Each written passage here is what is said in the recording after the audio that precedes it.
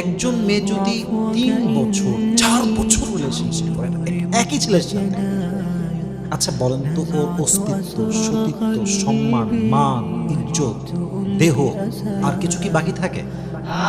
সবই তো শেষ হয়ে যায়। তার মানে এই মেয়েটা বিয়ের আগে তার সব শেষ করে দিয়ে আসছে। কোথায় যায় না আজকাল? হোটেলে যায়, কক্সবাজারেও যায় বয়ফ্রেন্ড কিনে। আপনি জানেন এটা? আজীব কথা। ইভেন ঢাকা শহরে তো আরো বেশি জঘন্য অবস্থা।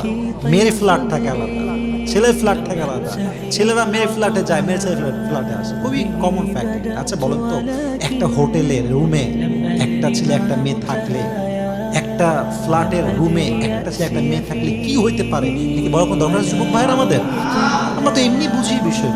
তো যেই মেয়ে এগুলো করে আসছে আর তার স্বামী সব জানতে পারছে, এই বিষয়টা সতীত্ব নাই তার, সে সতীত্বহীন একটা মেয়ে, তার কোনো সতীত্বই নাই, সে বহুবার শুয়ে আসছে। এই মেয়ের সঙ্গে স্বামী কি আর আজীবন সংসার করতে পারবে যুবক ভাইয়েরা? পারবে না।